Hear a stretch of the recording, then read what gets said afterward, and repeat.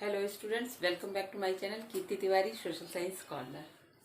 आज का हमारा टॉपिक है 7th क्लास के वीडियो। सबसे पहले मैं आप सबको सॉरी बोलना चाहूँगी बिकॉज बहुत टाइम बाद मैं 7th क्लास के लिए वीडियो लेकर आ रही हूँ। तो आज जो हमारा टॉपिक है 7th क्लास का chapter 1 tracing changes through 1000 years history का, उसका टॉपिक है हमारा रीजन एंड अंपायर। उसके प्रीवियस वीडियो में हमने देखा था इमरजेंस ऑफ जाति किस तरह से इमर्ज होकर आ रही थी, और उसके पहले हमने नए नए सोशल एंड पॉलिटिकल ग्रुप्स देखे थे। अब आज जो हमारा टॉपिक है रीजन एंड अंपायर। तो रीजन एंड अंपायर से क्या मतलब है कि यहाँ पे लार्ज स्टेट्स उस समय आ गए थे। लार्ज स्टेट कौन कौन से थे? Cholas, Tughlaqs and Mughals encompassed many region. मतलब इन्होंने बहुत सारे रीजन पर अपना कब्जा कर लिया था।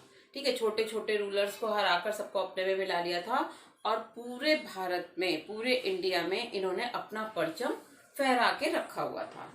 तो इसका पता हमें कैसे चलता है कि इन्होंने, अब आप ये भी सोचोगे कि चोलास, तुगलक, खिलजी, मुगल, ये सब क्या है? तो ये सब अलग अलग डायनेस्टीज के रूलर्स हैं जिन्होंने इंडिया में आके यहाँ पर अपना रूल किया।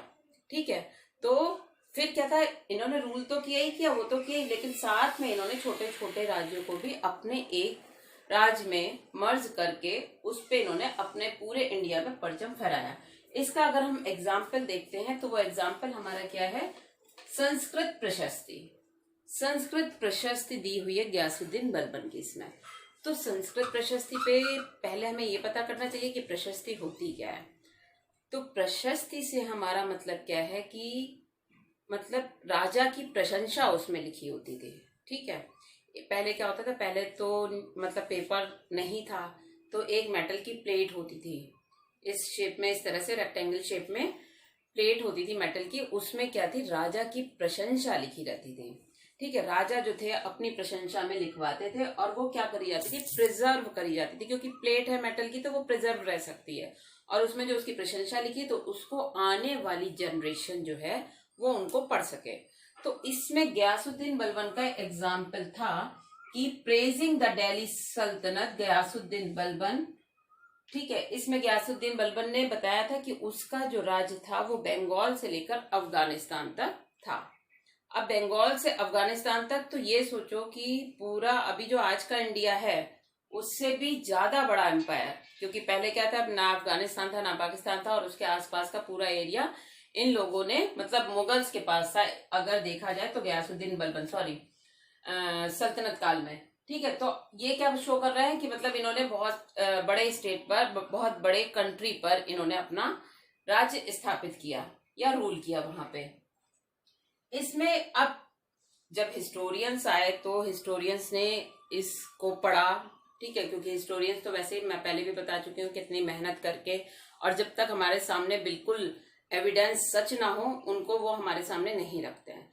तो अब जब हिस्टोरियंस आए तो इन्होंने देखा कि भाई ये गयासुद्दीन बलबन की प्रशस्ति में लिखा हुआ है कि इसका राज्य जो है वो बंगाल से अफगानिस्तान तक इतना बड़े उसमें ये कर रहा था।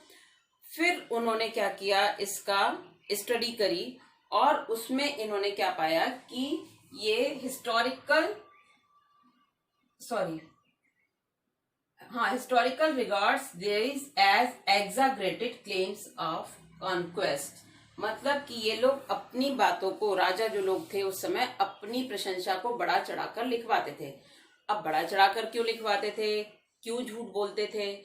इसके पीछे भी कोई ना कोई रीजन जरूर होगा। उसके पीछे रीजन ये है कि मतलब कि किस तरह से उन्होंने, कहने का मतलब ये था कि जो आने वाली जनरेशन है तो वो पढ़ेगी कि हाँ भाई ये जो रूलर था ये काफी पावरफुल था, इसके अंडर में काफी सारे छोटे छोटे रीजन थे। तो ये सोचकर बड़ा चढ़ा के करवाते थे।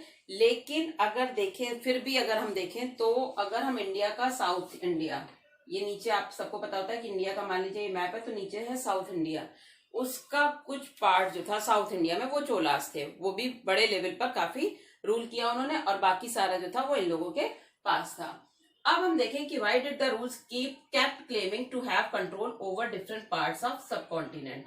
कि ये रूलर्स जो थे किस तरह से पूरे जितने भी डिफरेंट पार्ट्स थे और भी जो छोटे छोटे रूलर्स थे उन पर वो किस तरह से अपना क्या कर रहे थे, मतलब किस तरह से उन्होंने अपना कब्जा किया हुआ था। तो रीजन हमने पहले बताया था, हमारा टॉपिक है रीजन।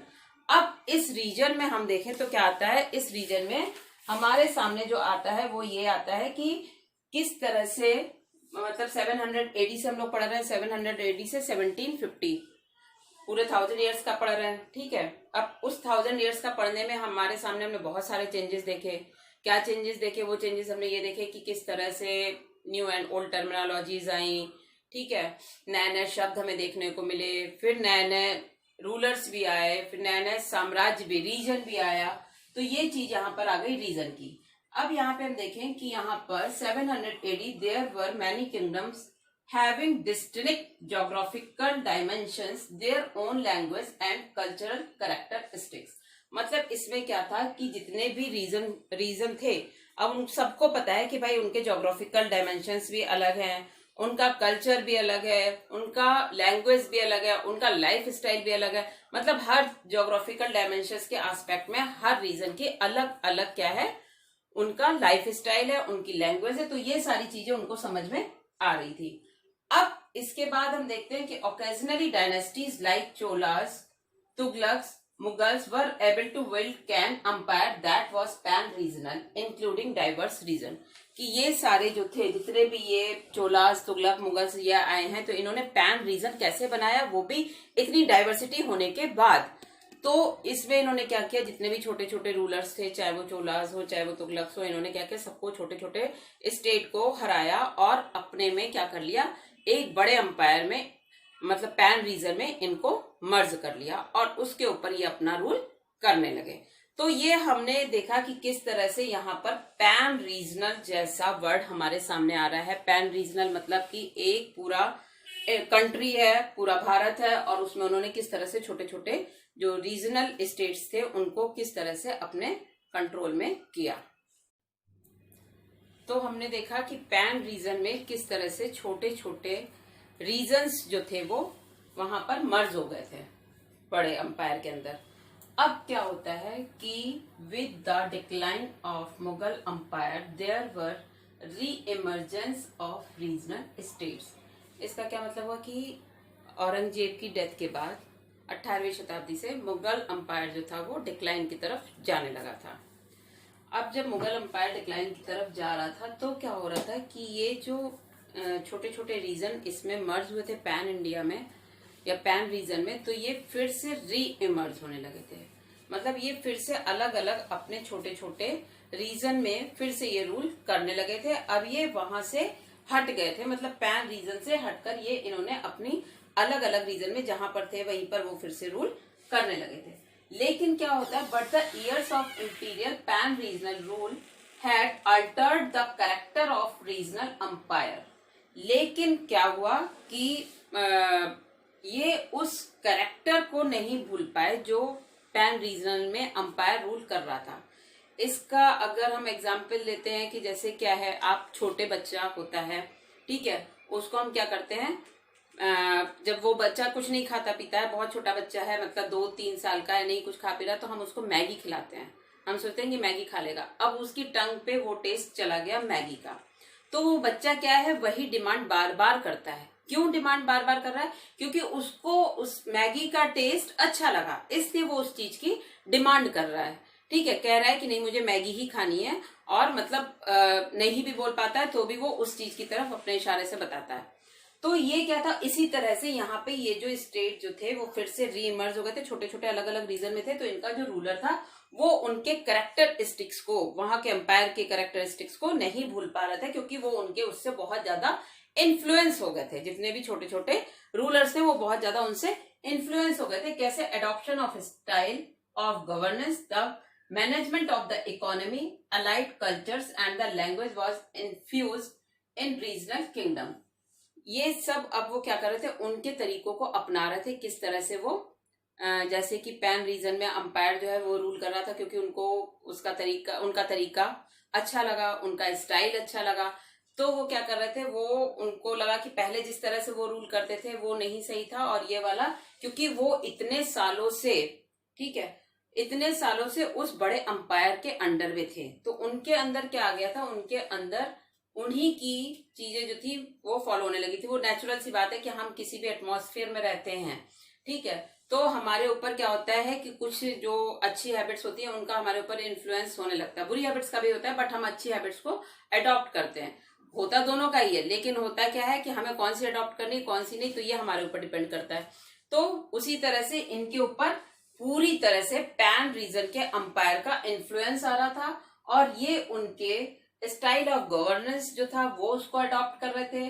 किस तरह से इकोनॉमी मैनेज की जाती है वो इन्होंने देखा, कि उन्होंने सोचा कि जिस तरह से उन्होंने इकोनॉमी मैनेज करी और इतने बड़े पूरे पैन रीजन पे रूल किया, तो हम भी अपने छोटे छोटे उसमें रहकर भी हम अपनी इकोनॉमी को भी मैनेज कर सकते हैं, वहां के कल्चर को बहुत अच्छे से डिफाइन कर सकते हैं, वहां के फेस्टिवल को हम सेलिब्रेट कर सकते हैं। इस तरह से इन्होंने यहाँ पर इन चीजों को देखा रीजनल किंगडम ने। अब हम कह सकते हैं कि we can say that character region did not grow in isolation. अब हम यहाँ पर ये कह सकते हैं कि जो रीजन्स, छोटे छोटे रीजन जो बड़े रीजन में मर्ज हो गए थे, अब वो बाद में जब रीमर्ज हुए तो क्या हुआ था, उनके ऊपर बहुत ज्यादा वो इन्फ्लुएंस हो चुके थे, और उन्होंने अपने जितने भी बेसिक्स थे या उनके जो भी पहले से वो रूल कर रहे थे, जो उनके नियम थे, वो सारे वो भूल चुके थे, ठीक है। और वो इनके इन्फ्लुएंस में आके इन्होंने नए नए रूल्स की क्या कर रखी थी, अडॉप्ट कर रखा था, उन्हीं के रूल्स को वो अडॉप्ट कर कर आगे चल रहे थे। अब हम नेक्स्ट वीडियो में मिलेंगे न्यू एंड ओल्ड रिलीजन, और उसके पहले हम देखेंगे कि अमीर खुसरो ने लैंग्वेज के बारे में बताया हमें, कि उन्होंने तभी नोट किया था कि कितनी लैंग्वेज हैं, ठीक है, तो वो उस लैंग्वेज में भी पढ़ेंगे, और साथ ही न्यू एंड ओल्ड रिलीजन भी हम पढ़ेंगे। तब तक बाय बाय, टेक केयर।